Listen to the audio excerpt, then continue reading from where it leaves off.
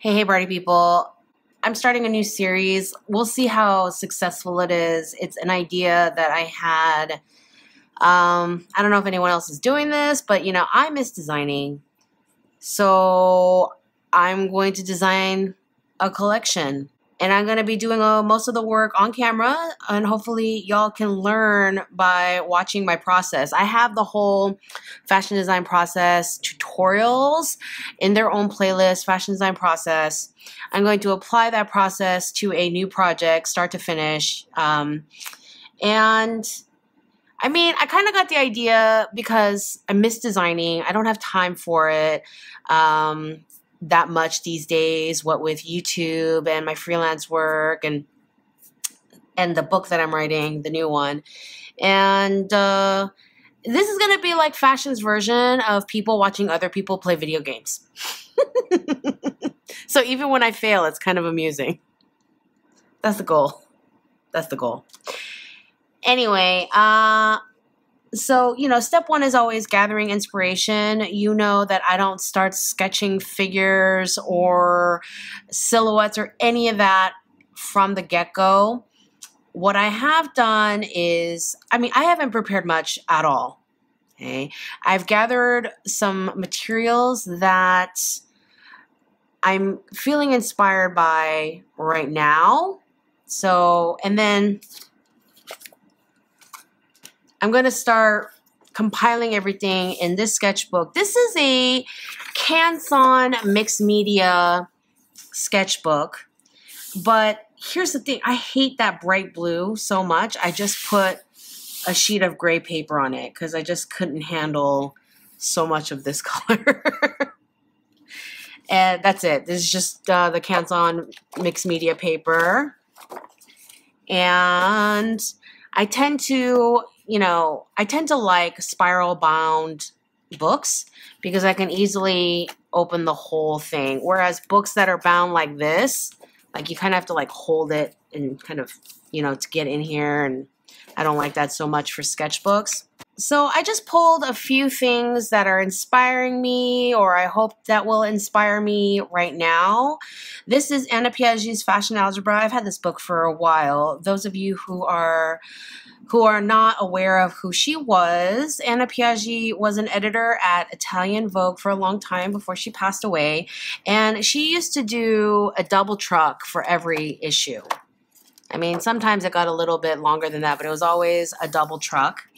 And double truck means 2 pages spread like this. And yeah, she was quite famous for her layouts. And many of her best ones are cataloged in this book. I had this book for a while, but to me, she's the master of fashion collage. And since I will be doing some collage work in my inspiration book, I wanted to leaf through this and kind of get inspired. I'm also, here is a portrait of Miss Piaggi herself, always looking slightly bonkers in the best way possible. This is the Rock and Gem book that I got at, where was this? The Harvard Museum of Natural History. And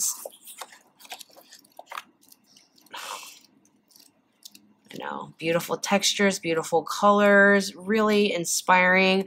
I went to Boston in late December and I picked this up. It was one of my favorite purchases in Boston. And this is Jack Hanford's Professional Pattern Grading for women's, men's, and children's apparel. And I've not done a lot of grading in my life. If you watch my grading tutorial with Kathleen Fasanella, I shot that tutorial with Kathleen because I don't have much grading experience at all. She has lots of it, so I asked to shoot that tutorial with her. I picked this book up a long time ago with the intent of teaching myself grading, but I never got around to it. So I can't recommend this book as a grading book. Okay? I heard good things, but since I haven't tried it, I can't go around telling people to use this book.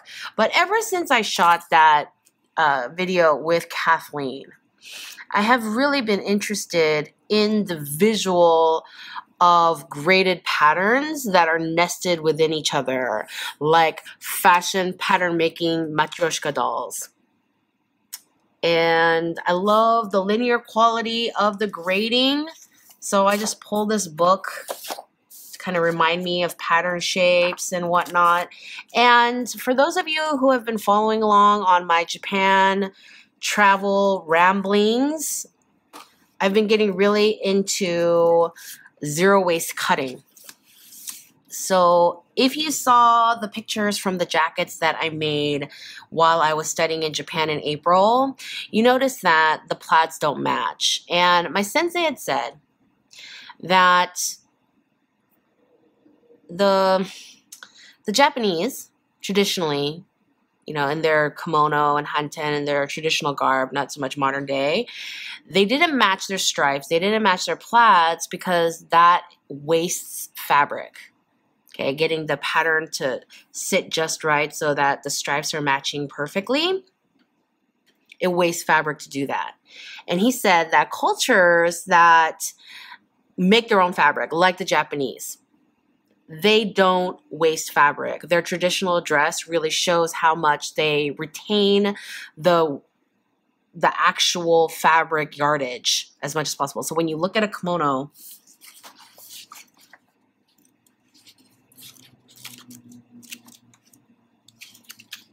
or any, you know, yukata jackets, you know, these look triangular because it's just open to show a little bit of the front, but they're all rectangles. And the only cuts that you actually make are around the neck.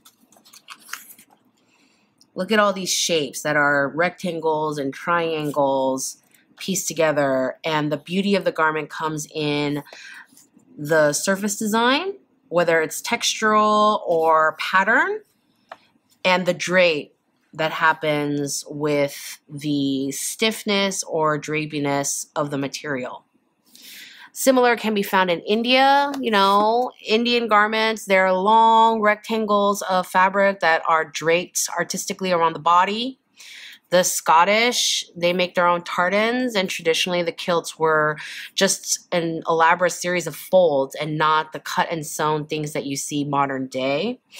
And I found that really fascinating because, you know, I'm really into sustainability. If I could take like a 6-week zero waste cutting course, that's my fantasy right there. And another aspect of the sustainability thing is the Repair Manifesto, the actually fixing garments and wearing them some more as opposed to just throwing them away, which is a huge part because our landfills are disgusting, right? And so one part, I mean, outside Japan and Western countries, you know, you talk about mending. There are all these like design lab studios, denim lab studios happening where you can take in your denim jeans and they'll repair them for you. Like those kinds of places are getting trendy. These sewing co-ops are becoming more popular, so you can go in and you can use their machines. You don't have to have a machine at home to get into sewing. That's becoming more popular in the US, and I love that. Boro is different, but in that same vein of repairing and continuing to wear a garment, that whole thing that I love. Boro is all about, you know, patching fabric on top and fixing. Obviously, this needs to be fixed some more. But a beautiful aesthetic that appears as you patch and then you keep wearing. There's another hole. You patch again in all these beautiful fabrics. Patching, reworking, and then a little bit gets worn, so you patch just a little bit. You have these beautiful hand stitches that become part of the texture and the design. Things get worn off again, you patch again, and you just develop this collage. And I had this idea. What if you sold patches of fabric with the garment. Like, you know, when you get a shirt or a coat and it comes with extra buttons, so later on when a button falls off, you have the identical one. What if you sold patches of fabric that complemented the garment? Okay, see how these are not all identical, but they complement each other in the same family of indigos and whites. What if you added, you know, you tagged onto the garment patches of fabric so that if your elbows got worn, or what's another area, like armpits get worn and things like that, where places, you know, back of necks get sweaty and kind of dingy, that you could start your own borrow process with these garments and kind of help you get started with these fabric swatches that, you know, you sell with the garment. You attach them, and then, you know, people can kind of keep adding as they keep wearing the garment.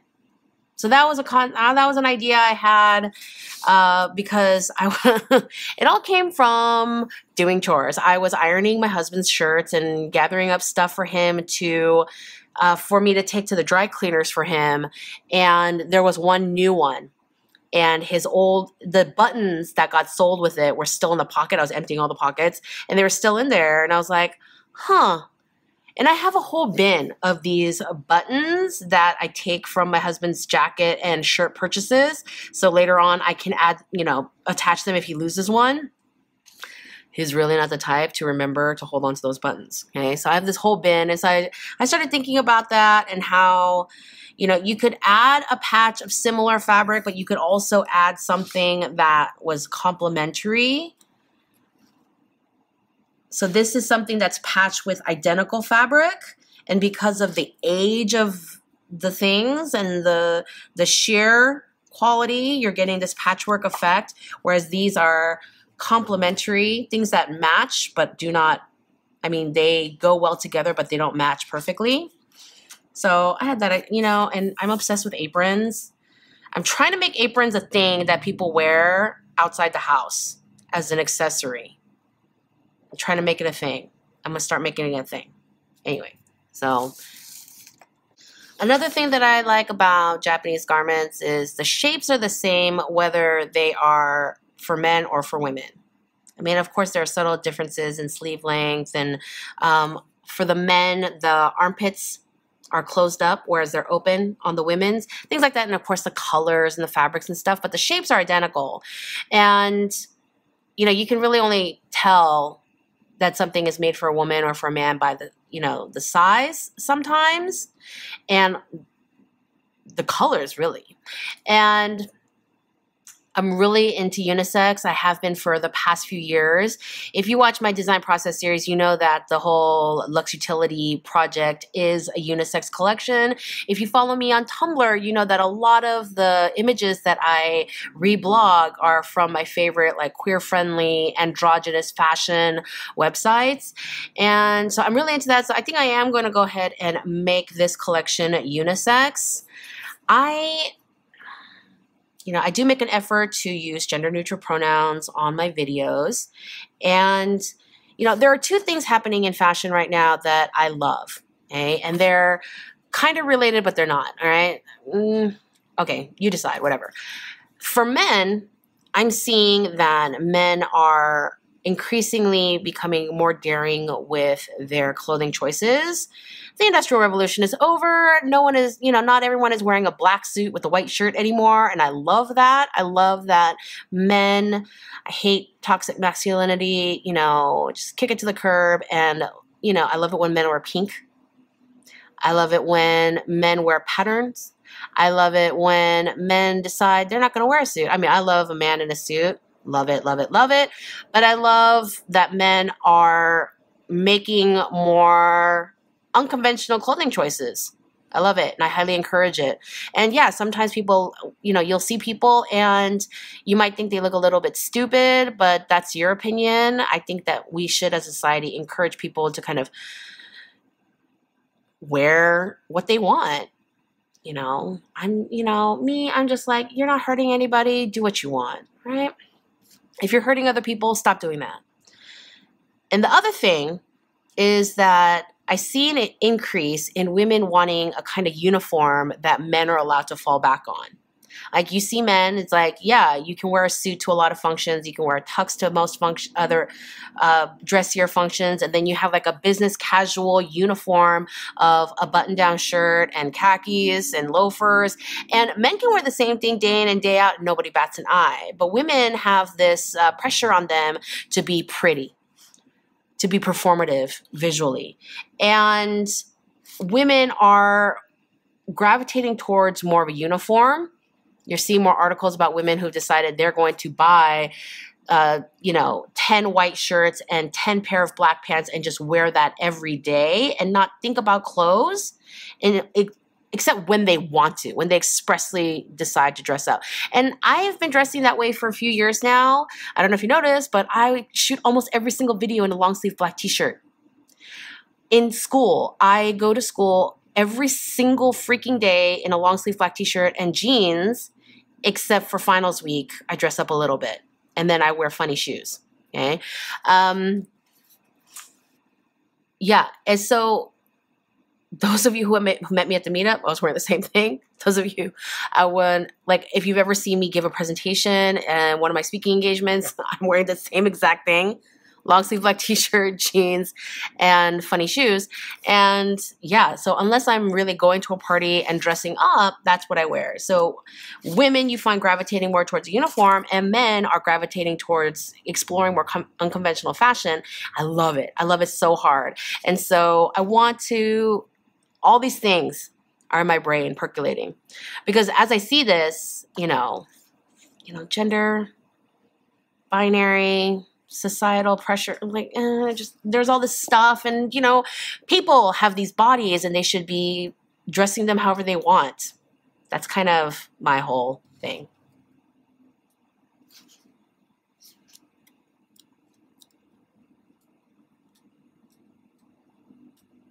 The whole thing about these videos is I was gonna just work and have y'all watch me work and not talk that much.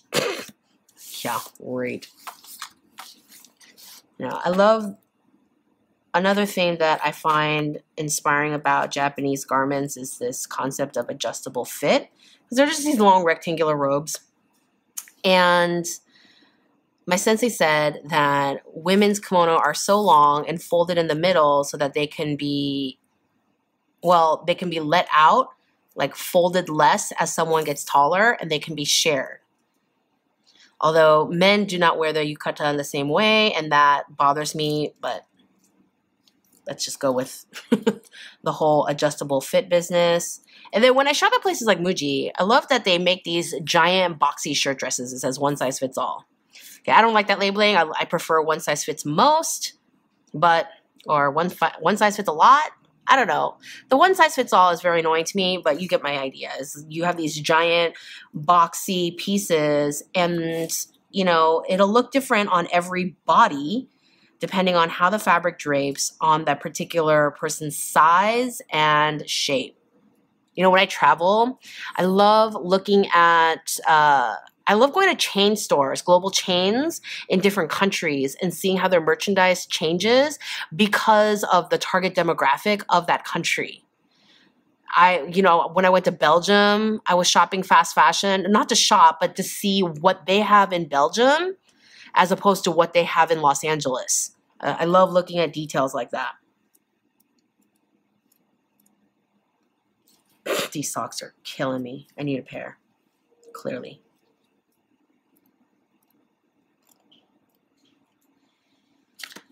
So now I'm just gonna start sifting through these. Okay, I have my sketchbook for notes. I have my books to get me started on my research. I'm probably gonna want more books, but this is kind of the beginning. Borrow, grading, rocks and gems. I have a piece of tracing. I have some tracing paper here. The brand does not matter. And I have some little sticky notes. So when I was in LA a couple weeks ago, I interviewed Miss Cho. She is a longtime friend of mine who's worked in corporate retail forever.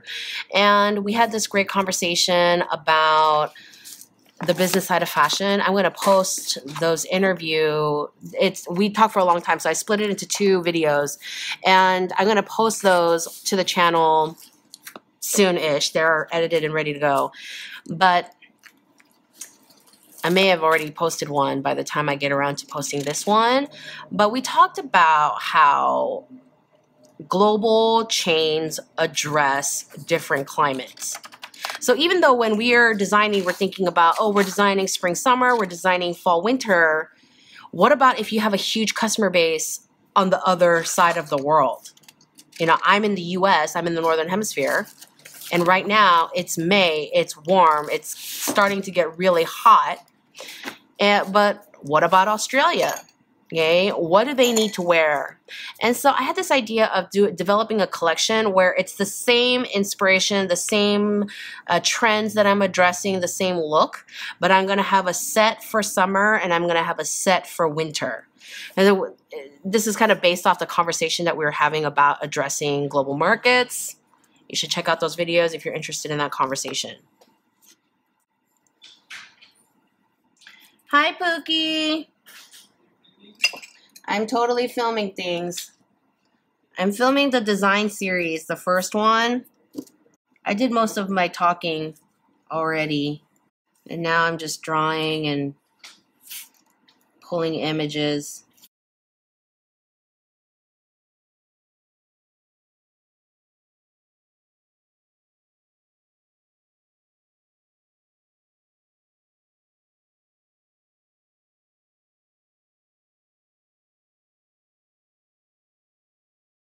Some of you may be wondering, hey Zoe, what the hell are you doing right now? And the answer is, whatever I want. I don't know what I'm doing. And sometimes it's really nice to just free flow and see where things take you. And this may turn into a graphic. This may turn into a pattern. This may end up being nothing. I don't know. And that's okay.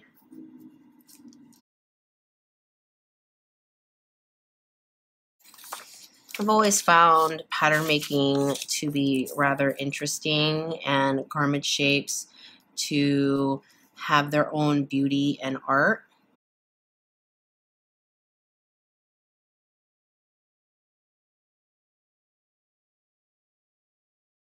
Gonna just start collecting these pieces and start collaging them later.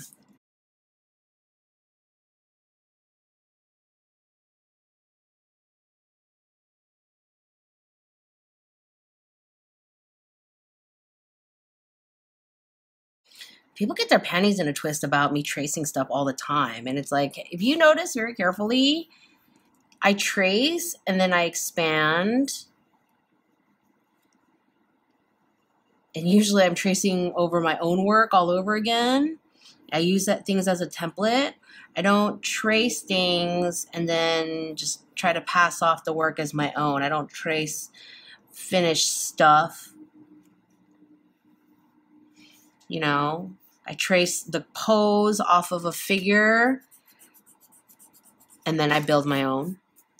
I'll trace shapes like this because I find them interesting, and then I'll expand upon them and build my own.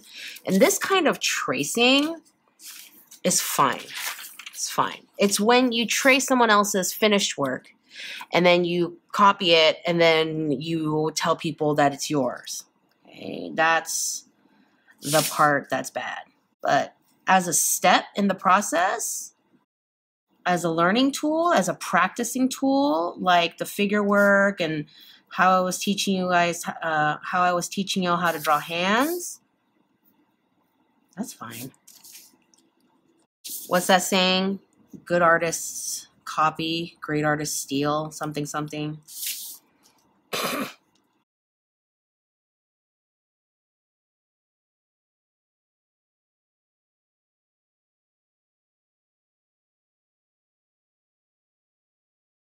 I went to the fashion show, the senior fashion show at the school I used to teach at to see my former students work, their portfolio books and their runway show.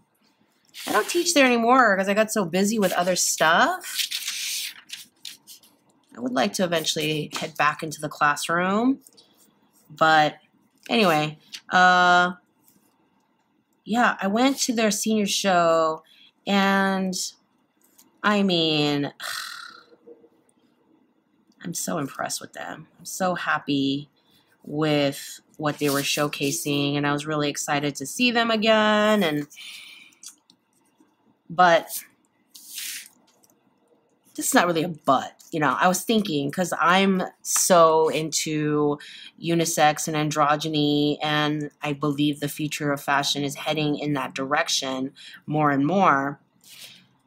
Now that, you know, kind of gender norms about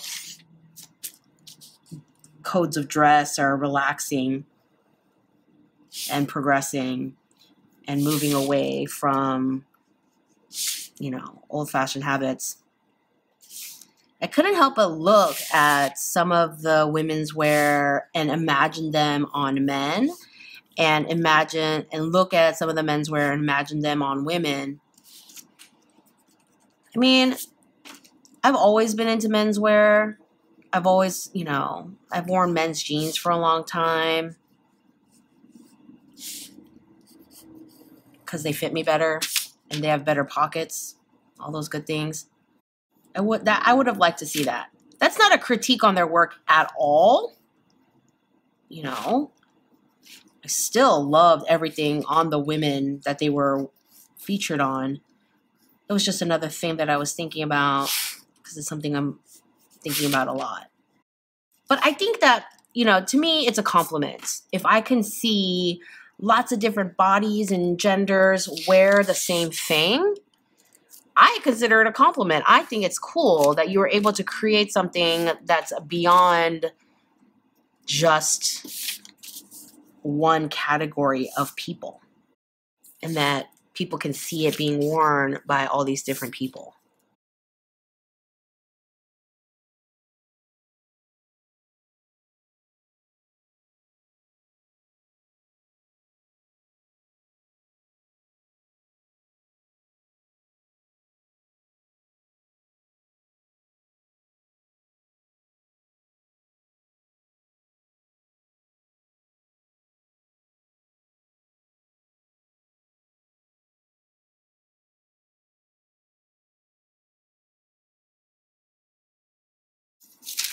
I think that one is my favorite.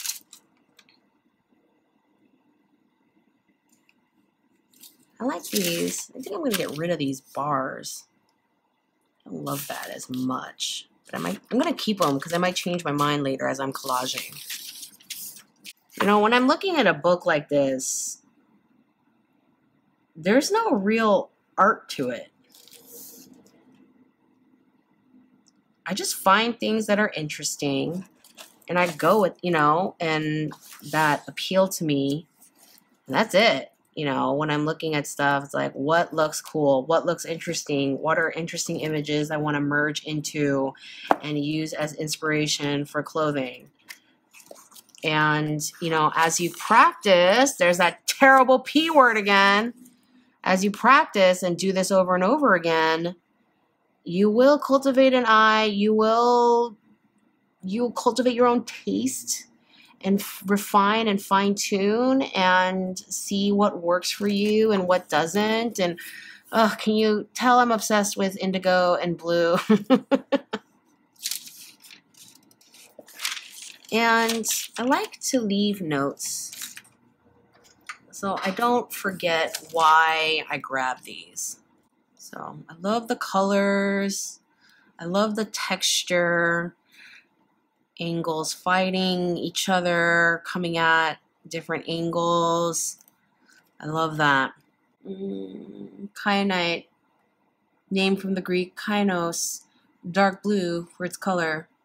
Elongated, flattened blades. They're blades. I like that.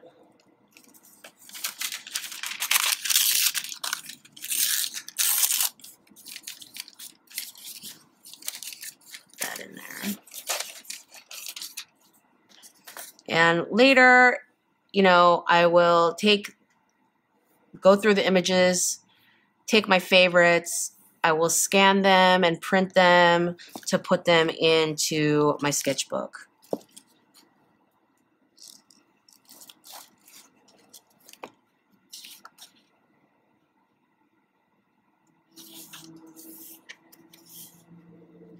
Right now, I'm not really thinking about, oh, this would make a great shape, or this would make a great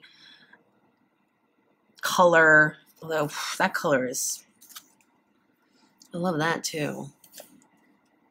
And this texture. I'm not really thinking about what's gonna go with what. I'm just going after the things that appeal. When I was in Japan, I met this woman and she's obsessed with rust, and we became Facebook friends, and she just posts all these amazing rust pictures on her timeline, and I'm starting to get into rust. I should probably tell her that.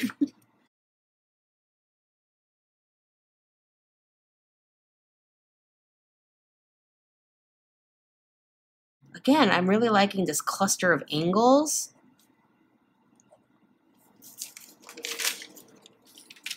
I would like you to note that I'm trying to write more legibly for you guys. Normally, if I'm doing notes to self, I do not write this cleanly.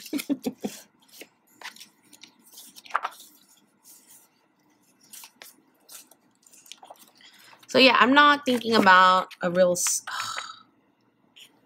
This pink.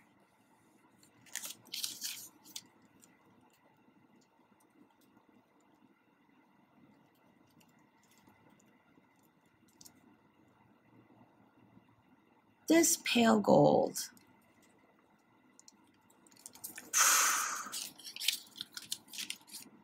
Look at that.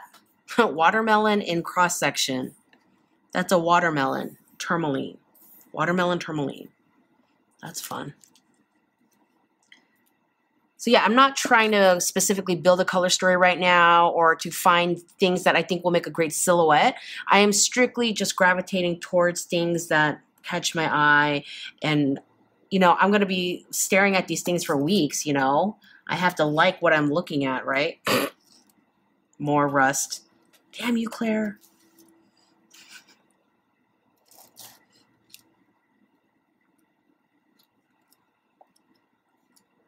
She was awesome. It was awesome sharing a house with her. This kind of thing reminds me of glaciers. Y'all know I'm from Alaska. I love glaciers and icebergs and, that kind of blue. I love snow. I miss snow a lot.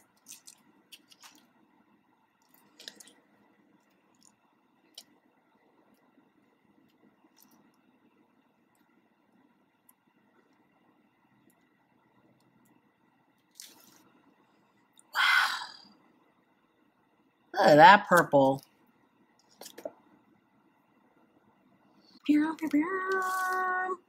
And, don't think that I'm picking all these blues because I'm planning on dressing men. Like, I don't give a shit about that. Oh, that's so rainy.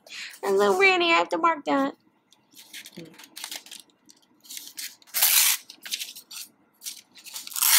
Color psychology. Okay, I'm going to include a video on color psychology in my color theory series.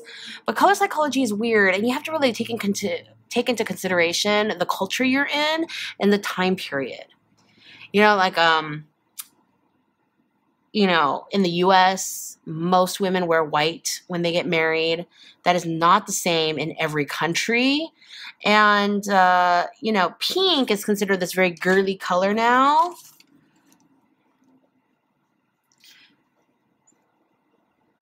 But it didn't used to be.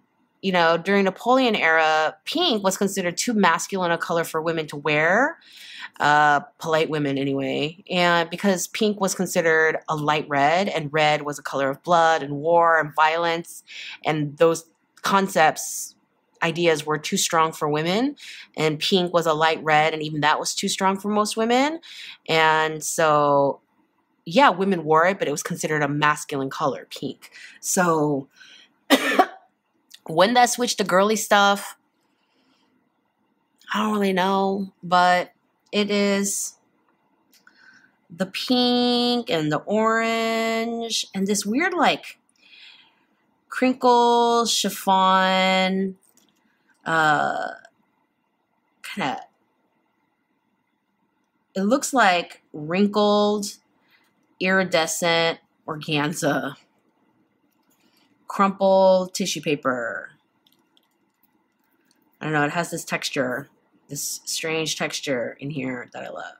That just looks like fossilized hunk of meat.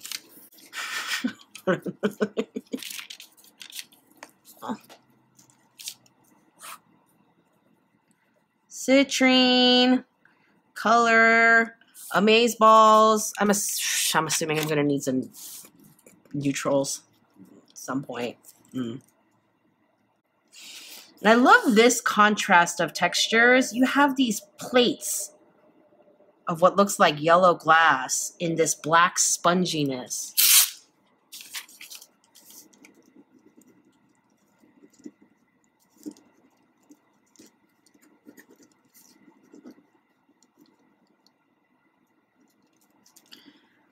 Wolfenite. I'm gonna be a geologist after this. Second most molybdenum mineral is wolfenite.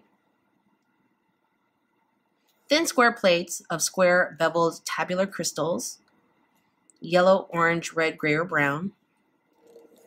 And it's like embedded in this stuff, but this is actually the wolfenite from what I can tell. I'm digging that. Poo, poo, poo.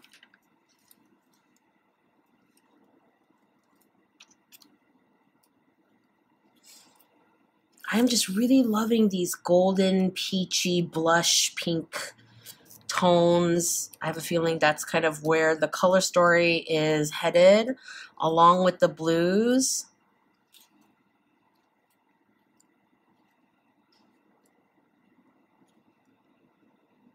Ugh. I'm always going to love any shade of chartreuse. That's just my jam. So that really holds no bearing in swaying me for color choices, because if I can get it to work and look right, I'll throw in a chartreuse. Shout out to Doug, my friend who shares a deep fondness for chartreuse. I haven't seen him in a while. I wonder what he's up to. I love this. Look at this. This texture, visual texture. Yeah. Chromite. Look at this. Indigo, navy-ish, with red, which looks like madder red. God, I hope my sensei isn't watching this. He's probably laughing at me right now. And this beige color. And it's all very granular. And then it's got these round things. But I love this section the most.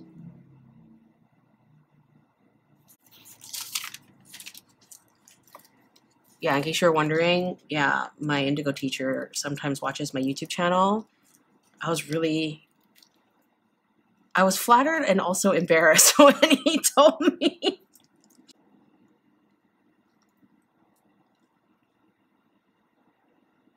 I love that. The blue, the gold, the silver. Ching, ching, ching.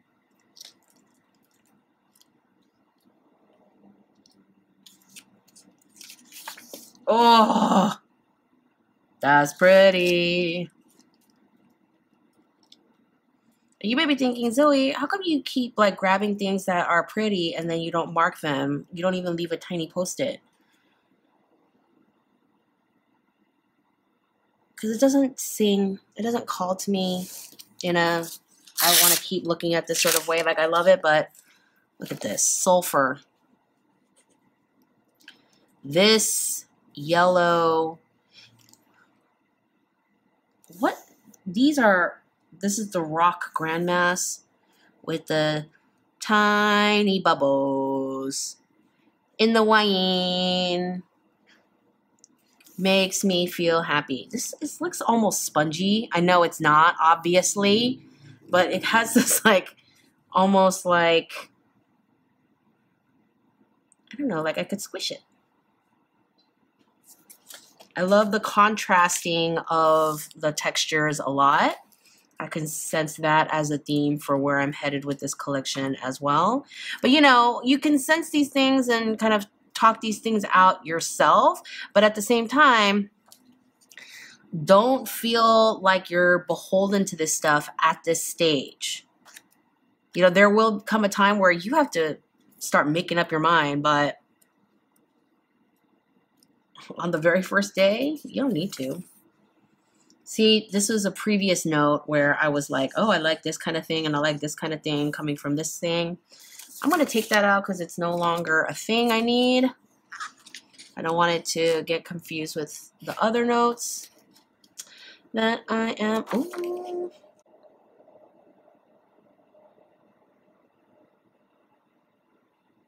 That looks like a blue version of when blood drips onto snow.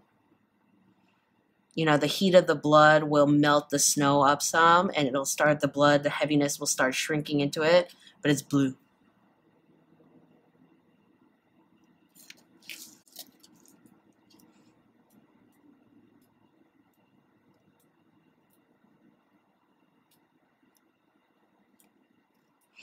This book is so just, no.